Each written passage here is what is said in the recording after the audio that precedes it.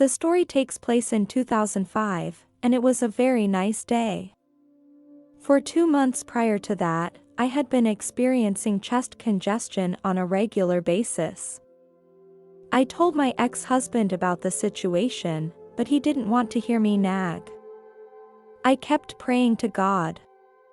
One day, my ex-husband and I got into an argument and he kept cursing at me. I saw his mouth open and close, but I couldn't hear what he was saying anymore. It was like I was already in another dimension. I started to pray, God, please take me away. I don't want to live anymore. I lay on the couch, my heart beating erratically. Every time it beat, I felt short of breath. I said to my ex-husband, I am having a very hard time and I need your help. He said, you are doing this again, every time you make a big deal out of it. This is something I have to admit, I am a very serious person in normal life. This is one of the reasons why my ex-husband and I divorced. I felt my last heartbeat. My soul was like a bullet through the top of my head. When it came out, I could see myself lying on the couch. My ex-husband was on his knees praying, God, please don't let her go.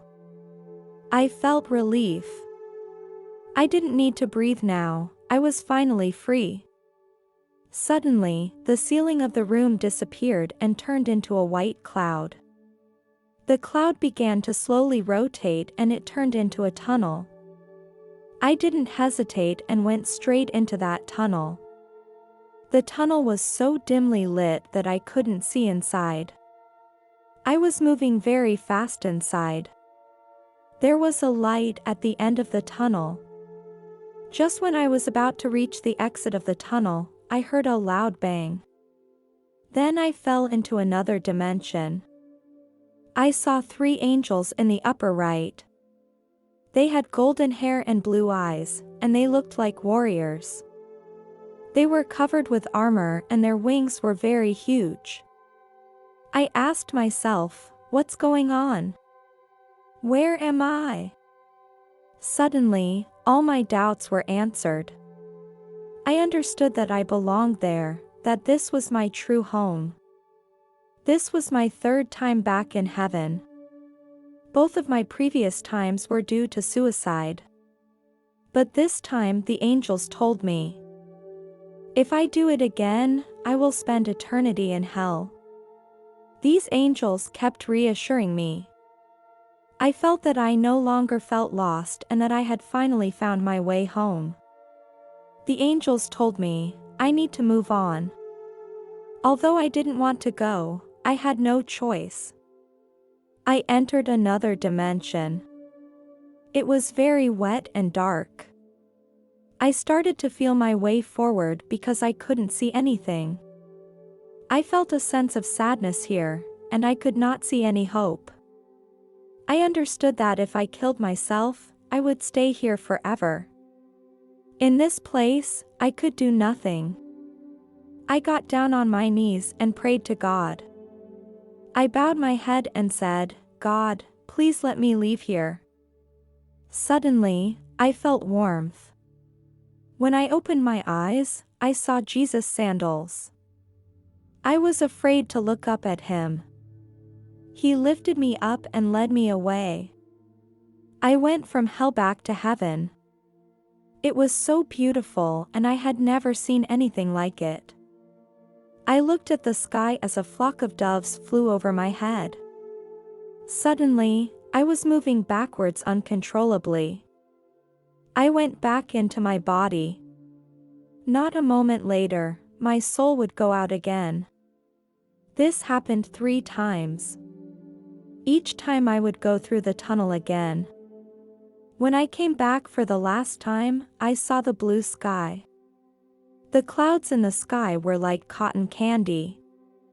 Suddenly I heard my ex-husband's voice. I was back in my body. My ex-husband said, "Call the emergency number for me." I said, "No need, I'm fine now, help me get a glass of water." I feel so thirsty." That afternoon, I went to a church nearest to my home. When I went inside, I shed tears. I told the other church members about the experience. They prayed together for me, and I felt better. I sat there for a while. They gave me some water and something to eat. I went back home at night time. I had prayed to Jesus to let me stay, but he didn't do it. I knew there was no way that request would come true. I knew I had to come back. After hearing the first story, do you believe that hell really exists? Feel free to tell your thoughts in the comments section. The second story comes from a 53-year-old woman. She suffered a home invasion and robbery in her home. Just when she was about to be killed, God appeared. Let's hear her story. My story happened in 1999. My husband was a forest ranger and I ran a mini-mart. I remember it was a weekend and my husband took the kids to the park to play basketball. They planned to go to my grandfather's house for dinner in the evening, and since I had a lot of work on my hands, I didn't go along. After work was over, I returned home. I went to the kitchen and saw that the kitchen utensils had not been cleaned, and I was very angry. I said out loud, "Can't you help me share the housework?" I started to clean the kitchen dishes. Just then, I looked out the window and I saw a man. He was wearing a white robe and a golden belt. He had wavy hair. His appearance didn't frighten me. After a few seconds, he disappeared. After I finished washing the kitchenware, I was ready to go back to my bedroom to rest. When I woke up, it was already dark. I unlocked all the doors. I was a little scared because of the recent home invasion in the neighborhood. After checking all the rooms, I went back to my bedroom. I remembered what I had experienced during the day. I thought about the man who appeared at the window. He seemed to be floating in the air, and his feet did not touch the ground. Could he be Jesus? When I thought of this, I felt much calmer. I lay in bed and watched TV. About half an hour later, I heard the sound of a car. I thought it was my husband coming back. I opened the door to my room. Two men stepped out of the car. The light was low and I didn't see their faces clearly. They walked toward me. I was about to unlock the door when they forced their way into the room. They had daggers in their hands and told me to take out all the money in the house. I smelled a very strong odor of alcohol on them. They shouted at me. I gave them all the money I had in the house. Because there wasn't a lot of money, they suspected that I was lying. Suddenly, one of the robbers grabbed me by the throat. I resisted strongly and we both fell to the floor. I tried to pull his hands away from my neck. Just as I was about to choke, my child came into my mind. I pounded him with my arms and legs and he let go of my throat. I was about to get up and run when the other robber grabbed me again and wrestled me to the ground. As his hand swung toward me, I instinctively reached out my arms to cover my face. He pinned me to the floor, and although I was still fighting, I couldn't breathe. If I couldn't break free of his grip, I would be dead in a matter of seconds. It was then that I gave up my resistance. All the panic was gone. It was pitch black, and I prayed in my mind, "I'm ready, God." Then a pure light engulfed me and I left my body. God wrapped me in his love and embraced me. I felt love. I never knew he loved me so much. I just wanted to stay there forever, and I finally came home. He told me, "I want you to stay with me so badly, but he has to take me back now because it's not my time to go home yet." No matter how much I wanted to stay, God was ready to give me a new life.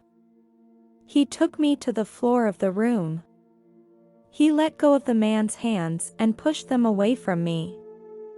I realized that I was back in the world, lying on the kitchen floor. When I opened my eyes, I saw the two men sitting a long way away from me. One of the robbers was crying. His hands were stained with blood. He kept repeating, "What have I done? What have I done?" I hadn't realized that the blood on him was mine. When they saw that I was still alive, they pleaded with me not to call the police, and then they got up and left. I knew the reason they didn't continue to hurt me, and I knew that God had forced them to leave. After the two men left, I called the police and reported what had happened. The two men had stabbed me in the struggle. 2 days later, the two men were arrested and were charged with home invasion and attempted murder. I often wonder what would have happened to my children if God had allowed me to stay over there. I thank God for allowing me to stay with my children.